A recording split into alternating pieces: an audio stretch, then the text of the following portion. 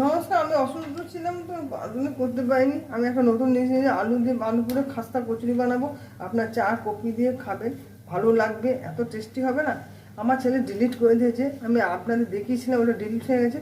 এতে তেল গরম করে দিয়েছিলাম, দেওয়ার পরে মৌরি আর মৌরি আর জোয়ান ওতে ফোড়ন দিয়েছিলাম, দিয়ে আলুগুলোকে দিয়েছিলাম। নুন হলুদ আপনাদের স্বাদ মতন দেবেন। আমি স্বাদ মতো নুনটা দিলাম, আপনারা যেমনভাবে দেবেন। চিনিটা দেবো, একটু মিষ্টি মিষ্টি ভালোই লাগবে, খুব একটা খারাপ লাগবে না। খাস্তা হবে তো এরকম হবে। এখানে 1.5টা কাঁচা লঙ্কা দিয়েছি, কাঁচা লঙ্কাগুলো খুব ঝাল, এত ঝাল না কাঁচা লঙ্কাগুলো। ভালো করে লাল লাল করে লাল লাল মতন করে নেবে পুরটাকে।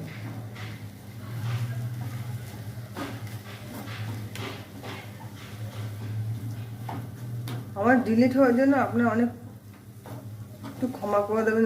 আমি পুরোটা করতে পারিনি তো, মুখে বলে দিলাম সেটাকে। আপনি করে এরকমভাবে করে নেবেন, অবশ্য করে খাবেন, খেয়ে লাইক কমেন্ট সাবস্ক্রাইব করে দেবেন। আমি একটু অপেক্ষায় রয়েছি কমেন্ট করার জন্য। আমি কমেন্টটা পেলে একটু ভালো হতো। আপনারা কি করতে চাইবেন, খাবেন, সেটা বললে আমি চেষ্টা করবো করতে। একবার অতি অবশ্যই একটু কমেন্টটা জানাবেন কেমন হলো ওটা। হিং দিয়ে দিলাম, আপনারা স্বাদ মতো হিংটা দেবেন। একটু গরম মশলা দেবো, স্বাদ মতো গরম মশলা দেবেন। তার জন্য একটু হালকা একটু কাশ্মীরি গুঁড়ো লঙ্কার গুঁড়ো দিলাম। দাদা লাল লাল ভাজা ভাজা হয়ে গেলে আমি নামিয়ে ফেলবো। দেখুন কত সুন্দর কালারটা হয়েছে। একটু ডোলে কচুরি মেথি দিয়ে দেবেন, বেশ সুন্দর গন্ধটা ছাড়বে, স্মেলটা এত সুন্দর ছাড়বে না, খেতেও ভালো লাগবে। ঠিক আছে, আমি এখন ঠান্ডা করতে রেখে দিই। ঠান্ডা হোক ততক্ষণ।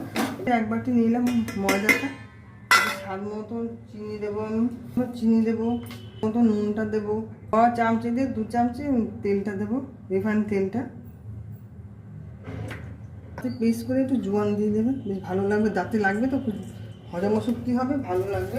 ওটাকে ময়মের মতো ময়ম করে নেবো। ভালো খাস্তা হয়ে গেছে, দেখুন এরকম ময়ম হয়ে গেছে, এরকম গরম করবেন, ভেঙে যাবে।